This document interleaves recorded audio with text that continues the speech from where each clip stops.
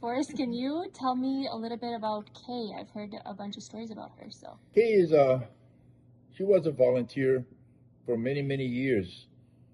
One of the first volunteers at Manna Market. And long story, I took over the youth center operation in 2007.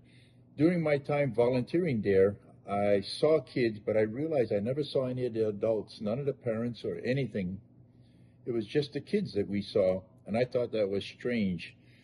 When I took over the operation in 2007, I felt like, okay, I needed to do something to get to know the parents, because I was told that in order to be successful in youth ministry, you had to win the hearts and minds of the parents. In the summer of 2008, I started a Friday night grill, which started out slow but became very, very successful.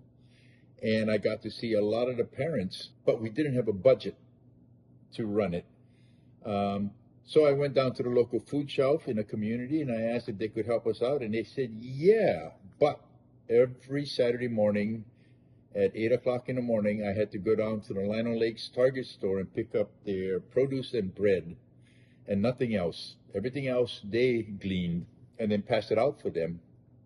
So I figured I'd do that until Labor Day, because on Labor Day would be our last Friday night grill, and I wouldn't need their help anymore. And I hated giving up my Saturday mornings because that was my honeydew day. But anyway, started doing that, and at first the community didn't know what was going on. I put all this produce and food out on the tables in front of the youth center, and as they drove by at like 8, 9 o'clock in the morning, I'd wave them down and said, hey, you guys want produce and food? And they'd say, sure, how much can I take? And I say, take as much as you want, because as soon as it's all done, all gone, I can go home. And it turned out to be a great thing, because week after week I was doing that, and I got to know a lot of the parents, and a lot of the adults would come and develop relationships, and pretty soon they start sharing how appreciative they were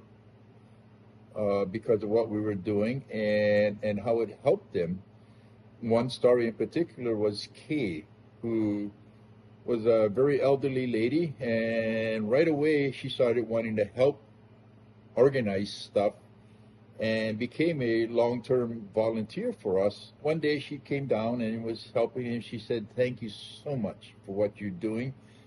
This week I don't have to make the decision whether I buy my groceries or I buy my meds.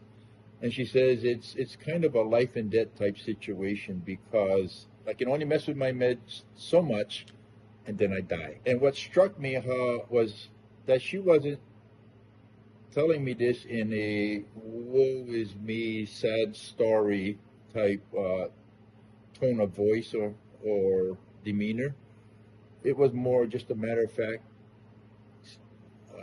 factly just saying, this is my lot in life. This is the way I live. And that struck a nerve in me. Till this day, it still kind of bothers me that stuff like that happens in my own backyard. So that helped galvanize in my mind. Maybe God was saying, you need to be doing something. At first I thought it was, I got it, God. You want me to feed the hungry.